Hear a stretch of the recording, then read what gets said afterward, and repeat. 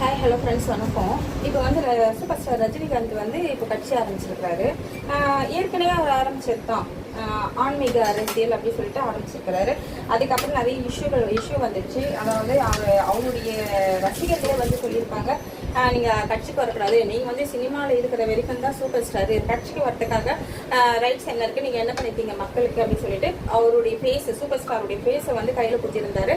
அவர் வந்து அந்த ஃபேஸை வந்து ரிமூவ் பண்ணிக்கிட்டு ஒரு வீடியோ ஒன்று போட்டிருந்தாரு. நான் வந்து சூப்பர் ஸ்டாருடைய ரசிகர்னு சொல்றதுக்கு வைக்கப்படுறேன், இவர் வந்து அரசியலுக்கு ஏன் வராரு அப்படின்ற மாதிரி. அதுக்கப்புறம் உங்களுக்கு உடம்பு சரியில்லை, அப்புறம் அதுக்கப்புறம் அந்த அரசியல் பற்றி நீங்கள் பேசல. இப்போ எதுக்காக திடீர்னு வந்து மறுபடியும் வந்து அரசியல்னு சொல்றீங்க, மறுபடியும் ஒரு ஆன்மீக அரசியல் கொண்டு வர போறீங்களா என்னன்னு தெரியல. இந்த ஆன்மீகம் அப்படி இப்படின்னு சொல்லிட்டு மத கலவரம் தயவு செஞ்சு யாரும் தூக்கிட்டு கொண்டாடாதீங்க. இங்க வந்து மக்கள் எல்லாருமே ஒற்றுமையா இருக்காங்க, அமைதியா இருக்கு.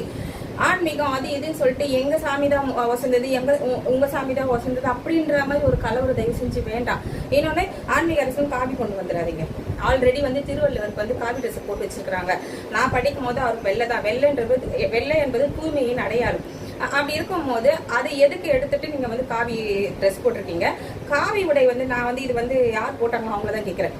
இது வந்து சூப்பர் ஸ்டார் ரஜினிகாந்த் கேட்கல. காவி உடை வேணும்னு சொல்லிட்டு திருவள்ளுவர் வந்து கேட்டாராம். எதுக்கு தான் இந்த மாதிரி பிரச்சனைகள் எல்லாம் கொண்டுட்டு வரீங்கன்னே எனக்கு தெரியல. எனக்குன்னு இல்லை, மக்களுக்கு தெரியல. ஏதாவது ஒரு பிரச்சனை, அதாவது மக்கள் தப்பு பண்ணா அரசாங்கம் கேட்கணும். ஆனா இன்னைக்கு அரசாங்கம் தப்பு பண்ணி மக்கள் கேட்டுட்டே இருக்கும். எதுக்காக வந்து இந்த தமிழ்நாடு வந்து ஒரே பிரச்சனையிலே இருக்குன்னு தெரியல. அதுக்கப்புறம் ரஜினிகாந்தோடைய ஒய்ஃப் கேட்கிறேன், நீங்க என்னமா பண்ணிருக்கீங்க நம்ம நாட்டுக்கு? என்ன பண்ணிருக்கீங்க? ஒண்ணுமே பண்ணது கிடையாது. முதல்ல உங்ககிட்ட வேலை பார்த்தவங்களுக்கே ஒழுங்கா வந்து சம்பளம் கொடுக்கலன்னு சொல்லிட்டு இருக்கிறாங்க. அந்த மாதிரிலாம் வந்து நாங்கள் நிறைய கேள்விப்பட்டிருக்கோம். முதல்ல போங்க, உங்க வேலை பார்க்குறவங்களுக்கெல்லாம் மனதார வந்து சம்பளம் கொடுங்க. ஏதோ வாடகை கொடுக்கல அப்படி இப்படின்னு கேஸ்லாம் வந்திருக்கு ஏதோ ஆஃபீஸில். அதெல்லாம் சரி பண்ணுங்க. அதை விட்டுட்டு அரசியலுக்கு வந்து நீங்க என்ன பண்ண போறீங்க?